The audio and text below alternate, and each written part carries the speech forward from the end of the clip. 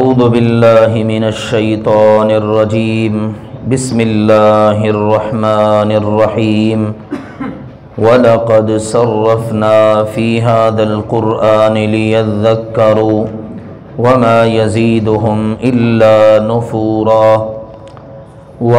اور لقد البتہ تحقیق صرفنا ہم نے پھیر پھیر کر بیان کیا، بار بار بیان کیا، ریپیٹ کیا، تکرار سے بیان کیا، فی ھذا القرآن اس قرآن میں ضرورت کی چیزوں کو، ضرورت کے احکام کو، اہمیت کی حامل باتوں کو بار بار ذکر کیا، پھیر پھیر کر، کبھی ایک انداز میں، کبھی دوسرے انداز میں، کبھی حکم دے کر، کبھی جس کام سے روکنا اس سے روک کر، کبھی مثالیں دے کر۔ تو یہ مختلف قسم کے انداز ان میں ہم نے اس قرآن کے اندر باتوں کو بیان کیا ہے۔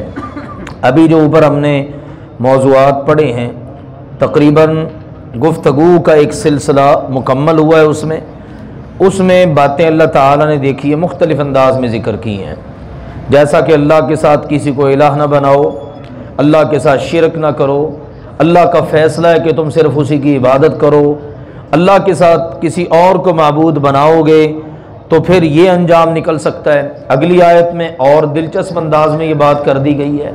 تو مقصد یہ موضوع ایک ہے، لیکن اس کو اللہ تعالیٰ نے پھیر پھیر کر مختلف انداز میں ذکر کیا، کہیں اس کی سنگینی بیان کی، کہیں اس کو کرنے کا حکم دیا، کہیں اس کے برعکس جو کام ہے اس سے روک دیا۔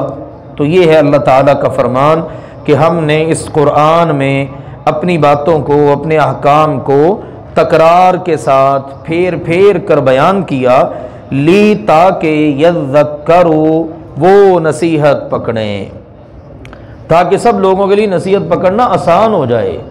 کتنے لوگ ہیں جو حکم پا لینے پر ہی بات کو سمجھ جاتے ہیں، اچھا اللہ کا حکم آ گیا ہے، مان لیا جی۔ کئی لوگ ہوتے ہیں جن کو مثال کے ذریعے بات سمجھ میں آ جاتی ہے، کئی کو ہوتے ہیں جن کو اللہ تعالیٰ کی طرف سے حکم ملتا ہے تو اس کے فوائد ذکر ہوتے ہیں، اس کا یہ فائدہ، اس کا یہ فائدہ، وہ اس تناظر میں بات کو سمجھ لیتے ہیں۔ تو اللہ تعالیٰ نے فرمایا میرا مقصد بیان کرنے کا ان چیزوں کو تکرار کے ساتھ پھیر پھیر کر وہ یہ ہے کہ تاکہ لوگ نصیحت پکڑیں۔ پھر بعض اوقات ایک جگہ پر اجمال ہوتا ہے، مختصر بات کر دی اللہ نے، دوسری جگہ پر اللہ تفصیل سے بات کر دیتا ہے۔ تو یہ قرآن پاک کے اندر اللہ تعالیٰ کے احکام، تو مقصد کیا ہے؟ تاکہ لوگ نصیحت پکڑیں۔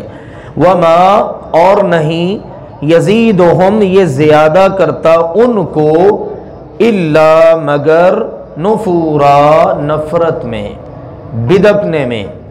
نفور اس کے تین معنی ہیں، بدکنا، نفرت کرنا، بھاگنا۔ بدکتا بھی بندہ تبھی ہے جب اس کو نفرت ہو، ٹھیک ہے؟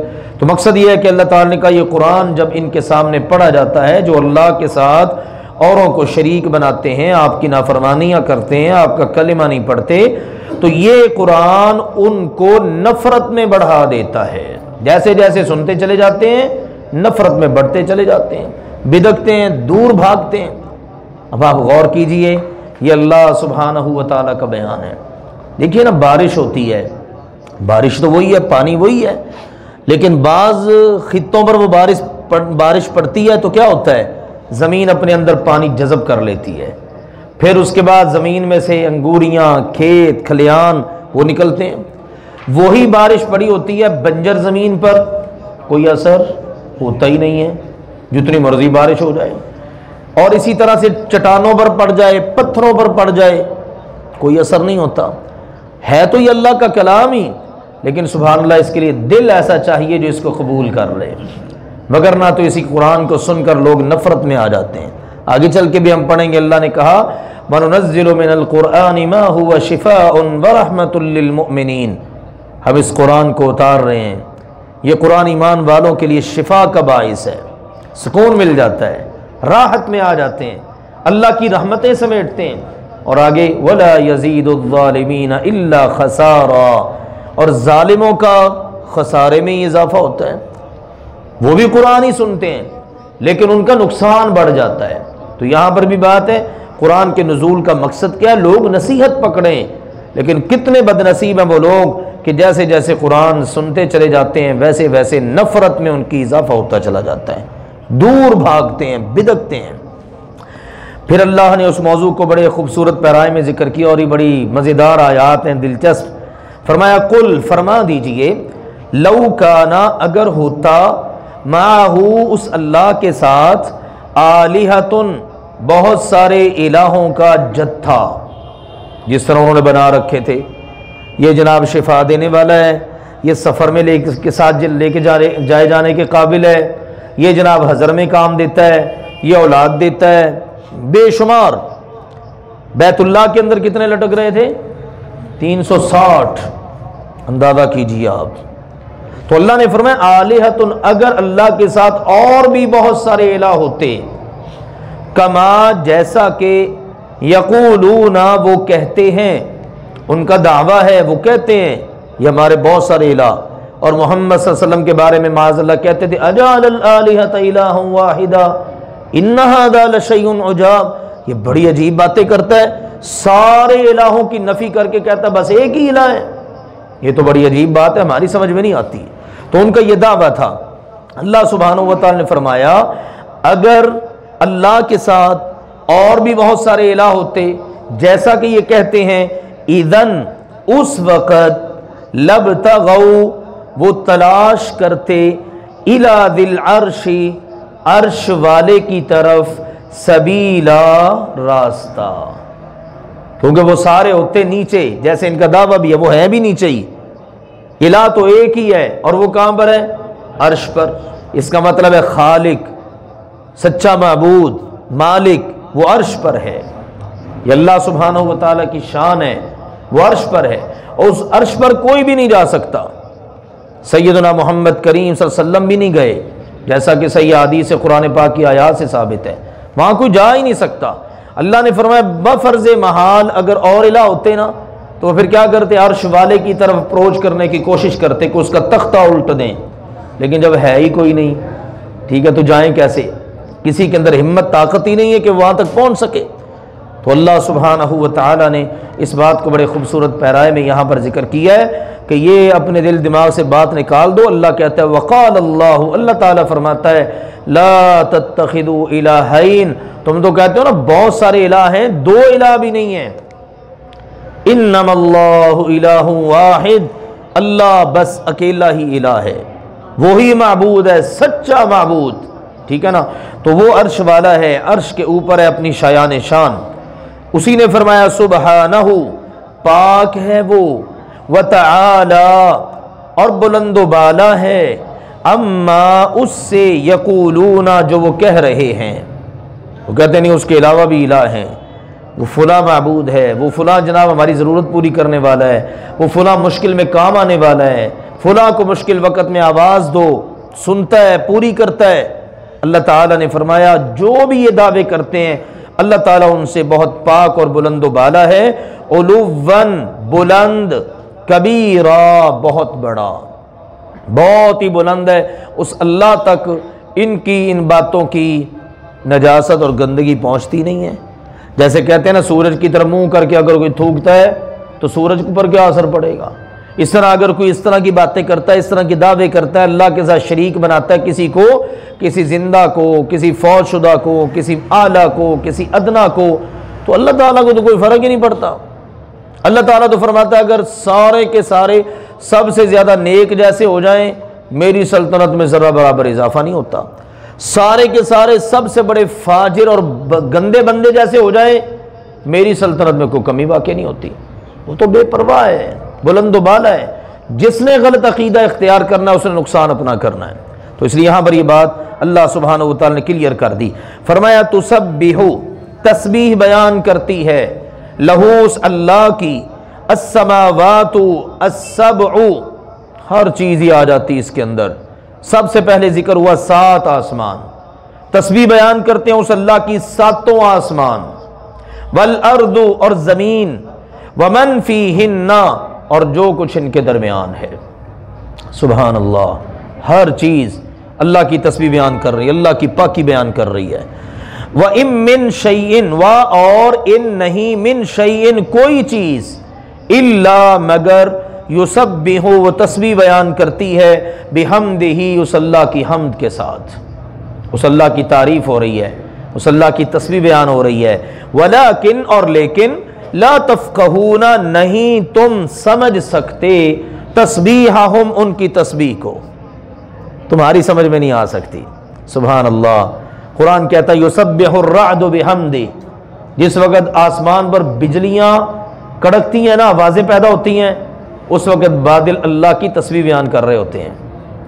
سیدنا داؤد، سیدنا سلیمان علیہ الصلوۃ والسلام، دونوں باپ بیٹا اللہ کے نبی، اللہ تعالیٰ نے ان کو مختلف حیوانات کی بولیاں سکھا دیں، پہاڑوں کی بولیاں، جیسا کہ داؤد علیہ الصلوۃ والسلام اللہ کہتا ہے کہ ہم نے ان کے لیے پہاڑوں کو ساتھ ساتھ چلانا شروع کر دیا، پرندے جناب فضا میں بلند ہو رہے ہوتے اور سارے کے سارے مل کر اللہ کی تسبیح بیان کر رہے ہوتے۔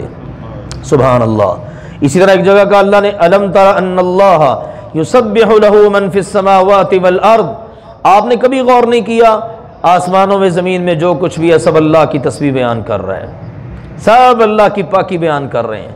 اور اگلا جملہ ہے کل قد علم صلاته وتسبیحہ، ہر مخلوق کو پتہ ہے اس کی نماز کا طریقہ کیا ہے اور اس کا تسبیح کا طریقہ کیا ہے، ٹھیک ہے نا؟ چیونٹیاں ہیں، حیوانات ہیں، پرندے ہیں، والطیر صافات، یہ پروں کو پھیلائے ہوئے فضاؤں میں اڑنے والے پرندے، وہ بھی اللہ کی تسبیح بیان کرتے ہیں۔ رسول اکرم صلی اللہ علیہ وسلم کی زندگی مبارک میں معجزہ سیدنا عبداللہ بن مسعود رضی اللہ تعالیٰ عنہ بیان فرماتے ہیں لقد كنا نسمع تسبیح الطعام وهو یؤکل، ہم کھانا کھایا کرتے تھے اور اس وقت کھانے سے اللہ کی تسبیح کی آواز آ رہی ہوتی تھی۔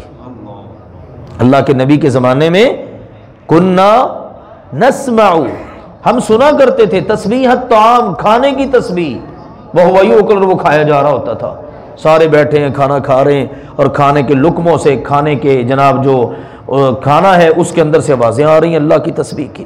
تو ہر چیز اللہ کی تسبیح بیان کرتی ہے۔ انسان کو میسج دیا گیا ہے، دیکھ ہر مخلوق نے تو اپنی نماز کا اور اپنی تسبیح کا طریقہ سمجھ لیا لیکن تجھے نہیں سمجھ آ سکا، تو حالانکہ اشرف المخلوقات ہے، تجھے اللہ نے سب سے بلند بنایا ہے۔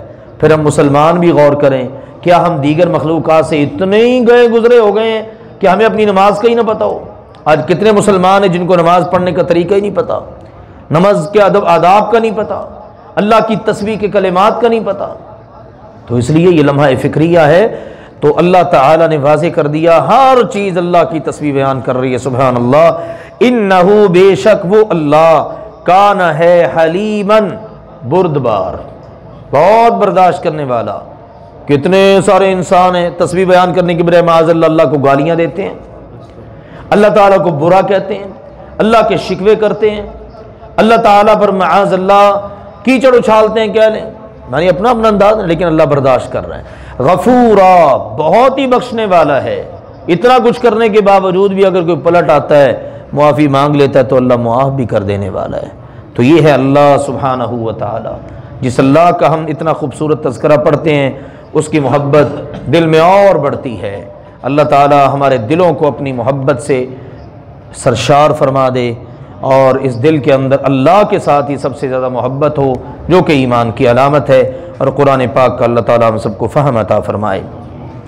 وَلَقَدْ صَرَّفْنَا فِي هَذَا الْقُرْآنِ لِيَذَّكَّرُوا، اور البتہ تحقیق ہم نے اس قرآن میں احکامات کو پھیر پھیر کر تکرار سے بیان کیا تاکہ یہ لوگ نصیحت پکڑیں۔ وَمَا يَزِيدُهُمْ إِلَّا نُفُورًا، اور لیکن یہ ان کو زیادہ نہیں کرتا مگر بدکنے میں، بھاگنے میں، نفرت میں۔ قل فرما دیجئے لو کان معہ آلہہ، اگر اس اللہ کے ساتھ اور کئی الہ بھی ہوتے، کما یقولون، جیسے کہ یہ لوگ کہتے ہیں، اذا لابتغوا الی ذی العرش سبیلا، تو اس وقت وہ عرش والے کی طرف راہ تلاش کرتے۔ سبحانہ وتعالی عما یقولون علوا کبیرا، لیکن وہ اللہ تو بہت ہی پاک ہے اور بہت بلند و بالا ہے اس سے جو یہ کہتے ہیں، بہت ہی بلند، بہت بڑا۔ تسبح له السماوات السبع والارض ومن فیہن، ساتوں آسمان اور زمین اور جو کچھ ان کے درمیان ہے، سب کا سب جو کچھ ان میں ہے، یہ سب اللہ کی تسبیح بیان کرتا ہے۔ وَإِن مِّن شَيْءٍ إِلَّا يُسَبِّحُ بِحَمْدِهِ، اور کوئی چیز ایسی نہیں ہے جو اللہ کی حمد کے ساتھ اس کی تسبیح بیان نہ کر رہی ہو۔ وَلَٰكِن لَّا تَفْقَهُونَ تَسْبِيحَهُمْ، اور لیکن تم ان کی تسبیح کو سمجھ ہی نہیں سکتے۔ إِنَّهُ كَانَ حَلِيمًا غَفُورًا، بے شک وہ اللہ سبحانہ و تعالی ہمیشہ سے بہت بردبار، بہت بخشنے والا ہے۔ سبحانک اللہم و بحمدک، اشہد ان لا الہ الا انت، استغفرک و اتوب الیک۔